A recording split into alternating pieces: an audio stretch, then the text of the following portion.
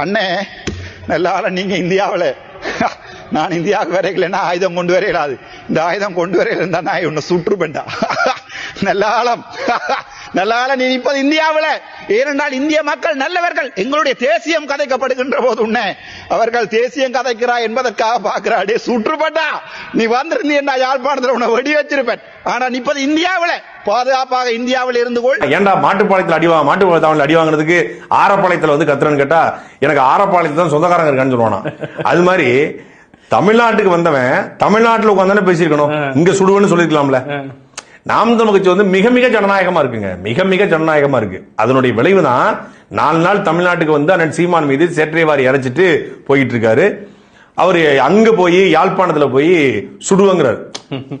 துப்பாக்கி எடுத்து சுற்றுவேங்கிறாரு. இதே தான் ஒரு பெண்ணை பார்த்து சொன்னார். சுடுவன் நாயே அப்படின்னாரு. சுடுவன் ஒரு தடவை சுட்டுதான் பாரு. துப்பாக்கி எப்படி பிடிக்குன்னு தெரியுமா அவருக்கு? சுட்டுதான் பாக்கட்டுமா அவரு?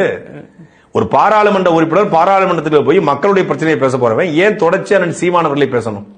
இப்ப சீமானவர்கள் வந்து அர்ஜுன ராமனுடைய சோத்துல மண்ணலி போட்டாரா? இல்ல அர்ஜுன ராமனோட குடும்பத்திலிருந்து ஏதாவது பணங்கன வாங்கிட்டாரா? இல்ல அவர் குடும்பத்தில் ஏதாவது சொத்தை எழுதி வாங்கிட்டாரா? அப்படிலாம் ஒண்ணும் இல்லையே. அர்ஜுனா ராமநாதனுக்கு ஒரே ஒரு இலக்கு தான். அதாவது பைத்தியம் இல்ல பைத்தியம் மாதிரி நடிக்கிற ஒரு பைத்தியம். அங்க சிங்களவன் அண்ணன் சீமானவர்கள் பேசும்போது நம்மள் ராஜபக்சே சிங்கள குரூப் இருக்கு இல்லையா, அது சில்லறையை செதறவிடும். இங்க என்ன பண்ணும்னா இப்ப தாவேக கும்பல் சில்லறையை செதறவிடும். ஃப்ரெண்ட்ஸ் 2 பேரையும் கவர் பண்ண மாதிரி ஆச்சு.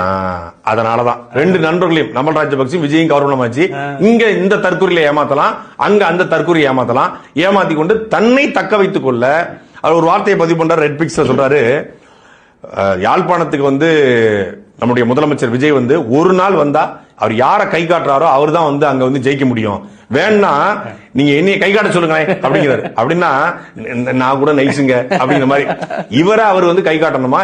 இவ விஜய் பேரை சொல்லி அங்க யாழ்ப்பாணத்து மக்களை ஏமாற்றி, விஜய் ரசிகர்கள் அங்க இருப்பாங்க இல்லையா, அவங்களை ஏமாற்றி வாக்குகளை வாங்கணும். அதை வச்சு கொஞ்சம் சில்லறைய பார்க்கணும்.